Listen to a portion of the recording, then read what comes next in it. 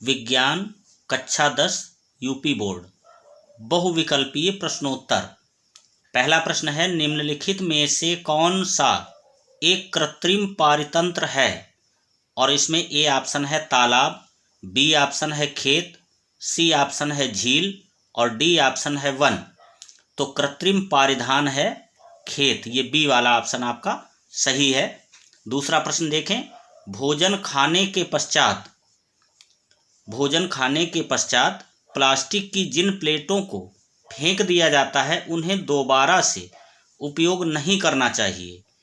कारण बताना है क्योंकि ए ऑप्शन है ये हल्के पदार्थ की बनी होती हैं, बी ऑप्शन है ये आविसी पदार्थ की बनी होती हैं और सी ऑप्शन है इसका ये जैव निम्नीकरणीय पदार्थों की बनी होती हैं और डी ऑप्शन है ये गैर जैव निम्नीकरणीय पदार्थों की बनी होती हैं।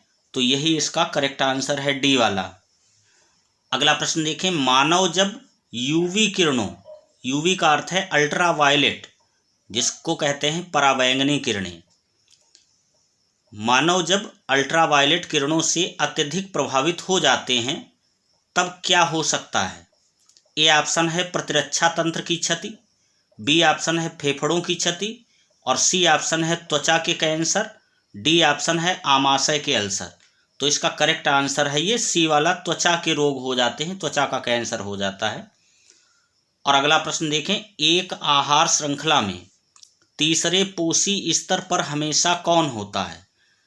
इसमें ए ऑप्शन है मांसाहारी प्राणी, बी ऑप्शन है शाकाहारी प्राणी और सी ऑप्शन है अपघटक और डी ऑप्शन है इसका उत्पादक। तो इसका करेक्ट आंसर है मांसाहारी प्राणी, ए ऑप्शन इसका करेक्ट है। अगला प्रश्न देखें, प्रकाश संश्लेषण की प्रक्रिया के लिए सभी हरे पौधों द्वारा अवशोषित सौर ऊर्जा की प्रतिशतता लगभग कितनी होती है?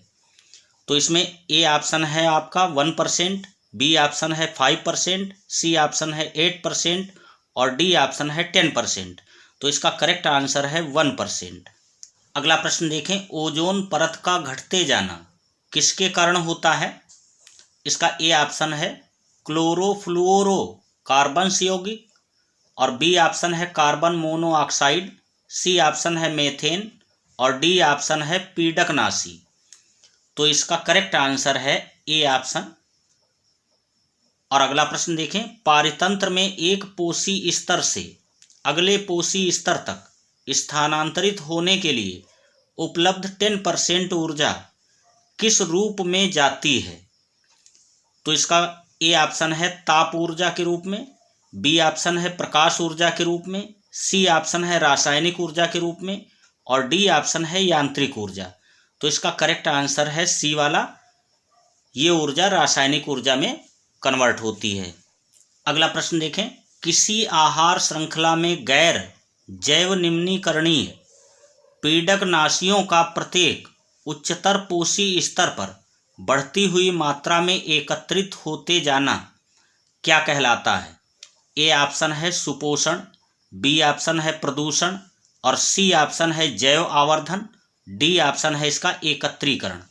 तो इसमें करेक्ट आंसर है आपका सी वाला जैव आवर्धन। अगला प्रश्न देखें, निम्न में कौन आहार श्रृंखला का निर्माण करते हैं?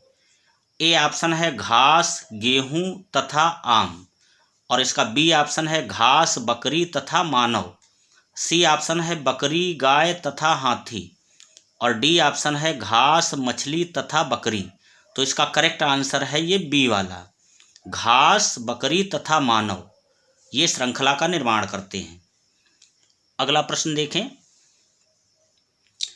नीचे दी गई आहार श्रृंखला में मान लीजिए कि चौथे पोषी स्तर पर ऊर्जा की मात्रा 5 किलो जूल है, तो बताइए कि उत्पादक स्तर पर कितनी ऊर्जा उपलब्ध होगी? और यहाँ पर घास को टिड्डा खाता है और टिड्डे को मेढक खाता है, मेढक को सांप खाता है और सांप को बाज खाता है। तो यहाँ पर ए ऑप्शन में दर्शाया गया है 5 किलो जूल, बी ऑप्शन है इसका 50 किलो जूल, सी ऑप्शन है 500 किलो जूल और डी ऑप्शन है 5000 किलो जूल और यही इसका करेक्ट आंसर है।